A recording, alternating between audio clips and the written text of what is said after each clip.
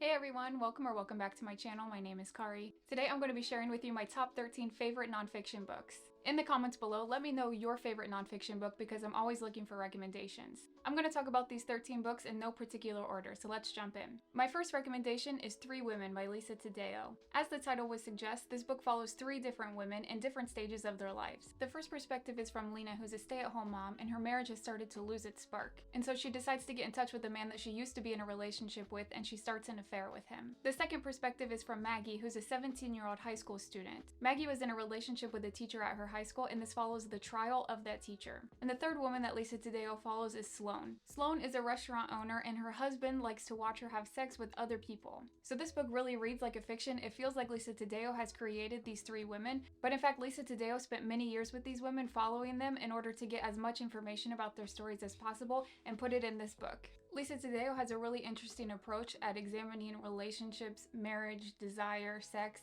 It's really fascinating, and like I said, it reads really quickly as if it's fiction because she does such a detailed job. The next nonfiction that I would recommend is Cultish by Amanda Montell. So Amanda Montell is a linguist, so in this book she studies the language that cults and cult-like groups use in order to draw in people. Each chapter is about a different cult or cult-like group. So for example, she talks about things like Jonestown, Scientology, things that are genuinely described as cults, but also she talks about things that are just kind of cult-like or cultish, if you will. So for example, she talks about Peloton and CrossFit and Lululemon. Now obviously these things are not really cults, but she talks about how they use language to draw people in and feel like they're a part of a community, and that keeps them within this group. The way that they use their language is very calculated. Now I don't necessarily mean calculated in a negative way, it's just that they choose their words precisely to make sure that people feel like they're a part of something. They feel like they're a part of a knowledge that only their group understands. Now in the book, each of the chapter titles are in the margins on the side of the book. So for example, you can see here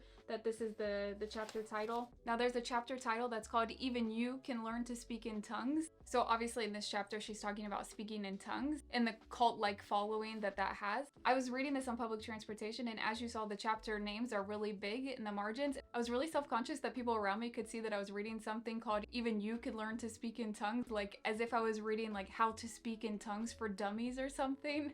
So as I was reading it, I was trying to like read it and cover up the margins as I was reading it so people couldn't see the chapter title. You can tell that she's a linguist because she uses language in a really witty way and knows how to bring humor to any situation. Amanda Montell actually has another book that she published before this. It's called Wordslut, and it's about the language that we use to devalue women, and that sounds super interesting. I want to read that really soon. The next book that I would recommend is Born a Crime by Trevor Noah. Now you might have heard of Trevor Noah because he's the host of The Daily Show, but this book follows his life from being born up until becoming a successful comedian. So Trevor was born to a white Swiss man and to a black African mother. Now at that time, it was illegal for black and white people to be in a relationship. And so when Trevor's mother had him, he was evidence of their crime, that they were together. Like he was proof that they were in a relationship. So hence the title Born a Crime, that he was literally a crime. He was proof that his parents had committed a crime. So basically this book follows his childhood of his mom trying to keep them out of the public eye, because if any authority figures saw Trevor, they would see that something was going on there. And then eventually apartheid is ended, and so it follows Trevor's life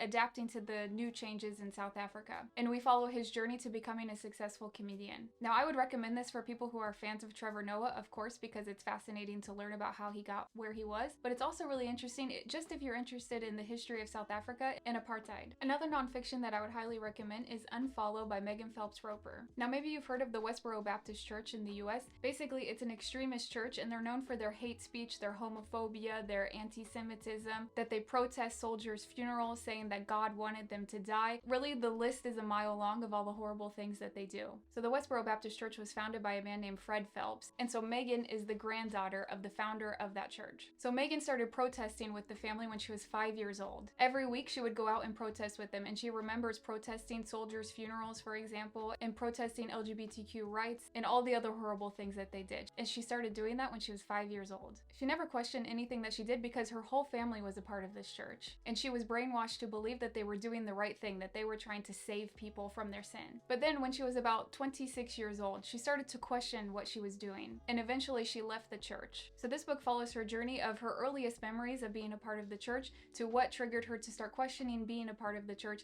and what prompted her to leave eventually. And so today she's no longer a part of the church and all of her family has cut her off. The next book that I would recommend is Wild by Cheryl Strayed. So this book starts out with Cheryl's mother dying and her marriage ending. So things are really at their lowest for Cheryl. Then she makes an impulsive decision to hike the Pacific Crest Trail. So that's a really famous trail through the US in California, Oregon, and Washington state. And Cheryl has zero hiking experience and zero training. She just decides one day that she's going to hike and go find herself. So this book follows her preparation for her hike and follows her through her hike and all the things that happen to her. It's a really interesting study to see what she learns about herself along the way. There's actually an adaptation of this movie with Reese Witherspoon, but it's not that great. I wouldn't recommend the movie. I don't think it's a good representation of the book. You know, sometimes movie adaptations are pretty good representation of the book, but this one, it did not do the book justice. The next book I would recommend, I don't have a physical copy of. I read it on audiobook, and that's A Very Punchable Face by Colin Jost. So maybe you would recognize this punchable face if you've ever watched Saturday Night Live, because Colin Jost is a host on Weekend Update. Now personally, I love Saturday Night Live, so that's what prompted me to read this book. So I was under the impression that Colin Jost joined Saturday Night Live when he started working on Weekend Update, but that's not at all the case. He's actually been working for Saturday Night Live for a really long time, since like 2005, I think. He's been a writer. So he's actually responsible for a lot of my favorite sketches, like Drunk Uncle, for example. He wrote that sketch. So I would definitely recommend this for fans of Saturday Night Live, especially if you like the mid to late 2000s sketches or the current Weekend Update. But I would also recommend it for people who just like to read about New York and funny things happening to New Yorkers, because Colin Jost is a New Yorker and he talks about a lot more than just his time at Saturday Night Live. He tells a lot of funny stories about living in New York and all the ridiculous things that have happened to him. But he also talks about 9/11 because at the time his mom was the chief medical officer of the New York City Fire Department.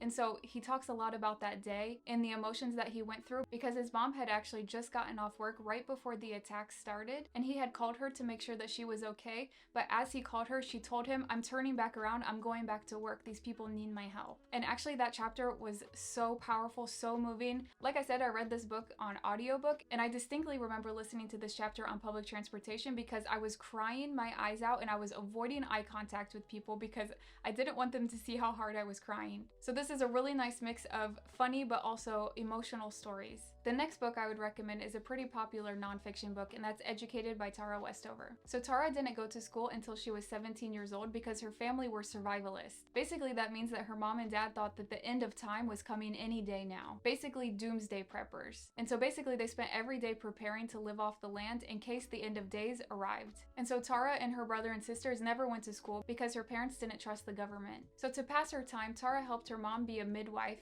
and helped her dad in the junkyard. But Tara knew that she was missing out on an education, and so she would find any book she could find in the house and would go hide in the basement and read it. She had a real desire for education. And so this story follows Tara from growing up with survivalist parents to one day going to Cambridge University. Next, I would recommend Catch and Kill by Ronan Farrow. So Ronan Farrow is an investigative reporter with The New Yorker, and actually he's the son of actress Mia Farrow and the director Woody Allen. So Ronan Farrow was actually the one to uncover the sexual assault allegations against Harvey Weinstein. And so this book follows all the work that he had to do in order to do that. And it was super difficult for him because a lot of the victims did not want to come forward. They did not want to put their name to their stories, which made it really difficult for Ronan. Also, at the same time, it's clear that Harvey Weinstein's people were doing everything possible to stop Ronan in his tracks. I would recommend this book to anyone who's interested in learning more about the Me Too movement or just journalism in general. The next book I would recommend is actually a graphic novel, and that's Mouse by Art Spiegelman. So Art Spiegelman is actually the son of 2 Holocaust survivors. And so this book is about how Art got his dad to talk about what happened to him in the Holocaust, and it depicts his dad's story. Now something else that's interesting about this is the art style that Art chose to use, because the Nazis are depicted as cats and the Jews are depicted as mice. So here you can see the cat Nazi and the mouse Jew.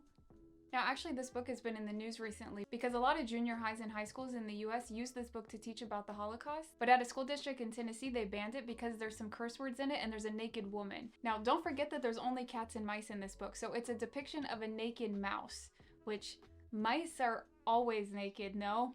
But anyway, that's just absolutely ridiculous because this is a great way for young people to learn about the Holocaust because it's in a medium that they can appreciate, a graphic novel. And what's really cool is that after this book was banned in that school district in Tennessee, there was an overwhelming backlash, and like people from around the world were sending copies of this to kids in that school district, which is really, really cool. Now the next 3 books are actually books that I just told you about in my most recent video where I told you my favorite books from 2021. So I'm going to link that down below if you're interested, if you haven't seen it yet, because I'm not going to go into too much detail about these books books right now since I just did it. But if you're interested in these books, I want you to get as much information as possible, so go ahead and check that out. So my next recommendation is actually another graphic novel, and that's Persepolis by Marjane Satrapi. So this follows Marjane growing up during the Islamic Revolution in Tehran. It's really interesting to follow her coming of age in this repressive environment. Also, it's really heartbreaking to see the extent that her parents will go to protect her. So again, this next one was also mentioned in my best books of 2021, so make sure you check that out to get more information. But my next recommendation would be Know My Name by Chanel Miller. So this follows Chanel Miller's sexual assault at university and the trial that came afterwards.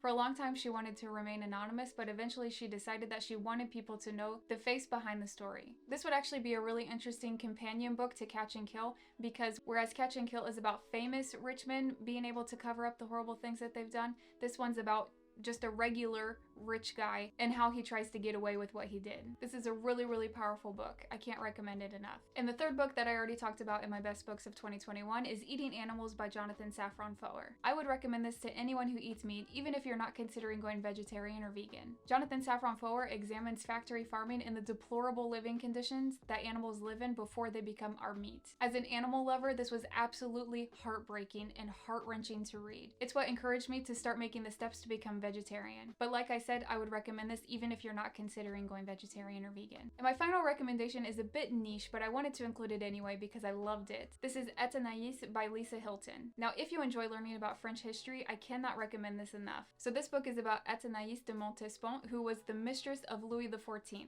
So if you're not familiar, Louis XIV was the king who made the Chateau of Versailles. And so Athénaïs was Louis's mistress and actually had a lot of power over him. So the subtitle of this book is actually The Real Queen of France. That's because Athénaïs had a lot of power over Louis and actually had more power than the queen. This is an absolutely must read. Like I said, if you love French history, I could not recommend this more. I absolutely devoured it. And it kind of reads like fiction because it includes all the court gossip and all these things that happened at the court. And there's even speculation that once Louis started to drift from Athénaïs at the end of their relationship, there's kind of speculation that Athénaïs turned to dark magic to bring Louis back to her. So as you can see, I highlighted this book to filth. It was just so interesting. Also, I just have to add, if you're interested in French history or Versailles, you absolutely have to watch the series called Versailles. It's so good. I absolutely love it. I wish it hadn't been canceled. I don't know why it was canceled. It was freaking incredible. So those were my 13 most favorite nonfiction books as of today. Don't forget to tell me in the comments below what your favorite nonfiction book is. I'm always looking for recommendations. Please like this video if you liked it, and don't forget to subscribe so that you can see more videos like this one in the future. And I'll talk to you again next time.